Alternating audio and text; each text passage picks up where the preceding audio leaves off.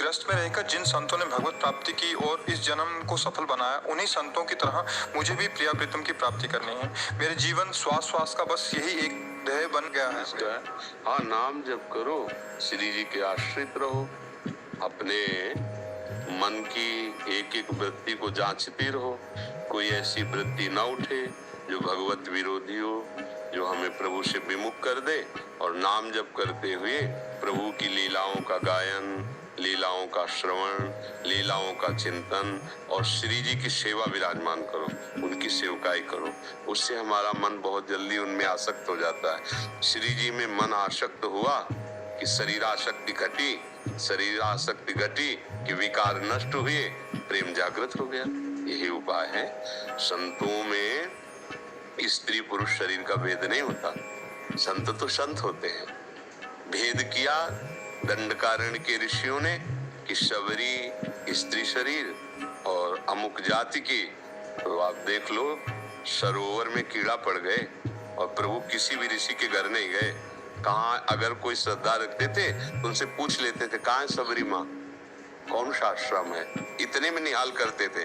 लेकिन गए शबरी जी के यहाँ। प्रेम और संतत्व भक्ति ये किसी के बंटवारे में नहीं कि पुरुष शरीर या स्त्री शरीर। श्री रामचरितमानस, पुरुष नपुंसक नारीवा जीव चराचर कोय, सर्व भाव भज कपट तज। भगवान कह रहे मोह परम प्रिय शोर। मानो एक भगति कर नाता, भगवान एक भक्ति का नाता मानते। अच्छे भाव हैं, सावधान रहो, मन की वृत्तियों पर दृष्टि रखो और जहां मन प्रभु से विमुख चेष्टा की प्रेरणा करे वहां शासन। और जिसके संग से हमारा संयम बिगड़े, हमारा चिंतन बिगड़े, हमारा भाव बिगड़े, वो कोई भी हो, उसका त्याग कर दो।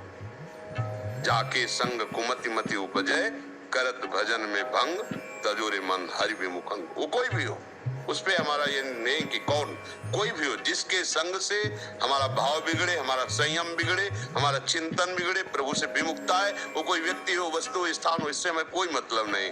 वो भगवान की माया है, उसका त्याग करके जिनके संग से भगवान का स्मरण बढ़े, पवित्र आचरणों में वृद्धि हो, भाव सुंदर बने, वो कोई भी हो, उसका संग करना चाहिए। आशीष कुमार शर्मा जी, मथुरा से। राधे राधे जी। महाराज जी, आपके चरणों में कोटि कोटि प्रणाम। महाराज जी, आपके प्रवचनों में सुना है कि मनुष्य को पूर्व जन्म के अच्छे व बुरे कर्मों का अगले जन्म में मिलता है।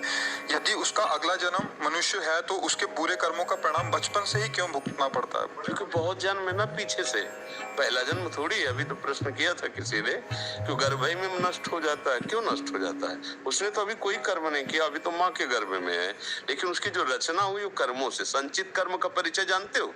संचित पहले से जो आ रहे हैं, संचित जो हमने किए वो। हाँ, वो गोदाम, उसे कर्मों का गोदाम, उसे संचित कर्म कहते हैं। गोदाम जमा है, उससे कुछ निकाल करके प्रारब्ध बनाया गया जिससे शरीर रचा। अब आगे है क्रियमाण, जो नई फसल तैयार करोगे। ऐसा भजन करो कि तुम्हारी गोदाम में आग लग जाए जो पुराना माल जमा है। और जिससे हम दंड भोग रहे हैं, ऐसी स्थिति बनाओ कि वो दंड आप तक पहुंच ना पावे। मतलब शरीर में पीड़ा है, मन भगवदानंद से युक्त है, क्या फर्क पड़ेगा? महाराज जी, क्या छोटे 5 साल या 10 साल के बच्चे को भी कष्ट मिलना? अरे वो बच्चा है, बहुत पुराना है, उसका कपड़ा नया है, तुम अभी समझ नहीं पा रहे। वो जीव बहुत पुराना है, अभी उसका कपड़ा नया है, इसलिए तुम्हें लग रहा है तो 5 वर्ष का बच्चा, इसने क्या अपराध किया होगा? नहीं, वो पुराना गुरु है, वो पुरातन भगवान का अंश है, न जाने कितने जन्मों से क्या करता चला आ रहा है, तो क्रम बाई क्रम उसको भोगना पड़ रहा है। समझ रहे कि नहीं? नहीं तो मानो हमने इस जन्म में कौन सा भाई पाप किया, हम प्रश्न कर सकते हैं। अच्छा, ये किडनी बीच में नहीं खराब हुई? गर्भ से ही वो पॉलिसिस्ट किडनी डिजीज, ये माँ के गर्भ से आता है रोग, वंशानुगत। भैया ऐसा क्या? नहीं, हमारे कर्म का फल, ये हमारी लाडली की कृपा है कि ऐसे होते हुए भी मुझे ऐसे जिला रही है।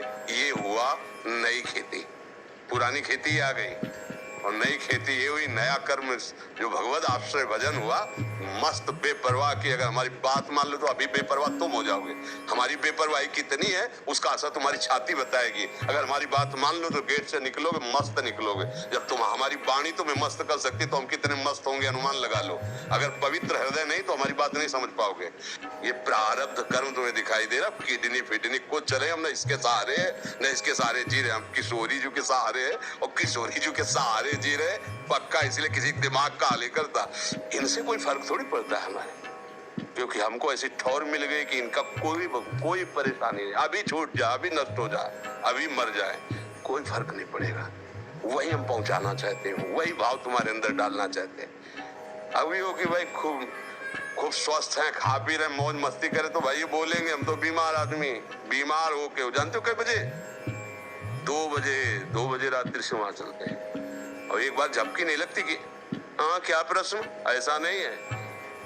राइट टाइम लेटना, उठने में नींद आए तो आए, नहीं खत्म। दिन में 1 मिनट भी नहीं सोना। अभ्यास करो, प्रभु का आश्रय लो, भजन करो, दिव्यता में आओ। पूर्व जन्मों के कर्मों के अनुसार बड़े बड़ों को दंड भोगना पड़ता है। रामकृष्ण परमहंस जी के गले में कैंसर था। ये बड़े बड़े महापुरुषों के देखो ना, अब हमारा फाइनल है, अंतिम जन्म है, अब जितना हिसाब अभी और होगा पूरा भोगना पड़ेगा। मतलब 100 में 10 थप्पड़ लगेंगे, 90 माफ हो जाएंगे, पर वो 10 का हिसाब जोड़ेंगे तो 100 तक पहुंच ही जाएंगे। इतना हिसाब जमा है। अब ये ज्ञान तो होता नहीं जीव को, तो सोचने लगता है इसका क्या दोष, बच्चा था अभी। वो बच्चा नहीं था, उसने जो जन्म जन्मांतरों में अपराध किए उसके अनुसार उसका दंड विधान होता है। इसलिए दोषारोपण प्रभु पे ना करके हम आगे अपना सुधार कर लें, अपना भजन ऐसा कर लें कि पीछे वाले को हम मिटा दें। समझ पा रहे हैं आप जी?